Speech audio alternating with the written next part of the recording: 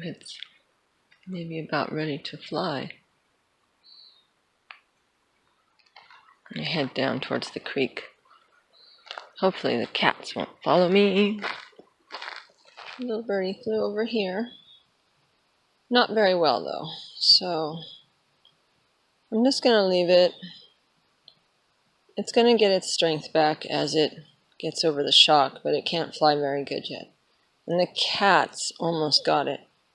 I had it in my truck and I opened the door to look for it and it flew out and it could not fly very good.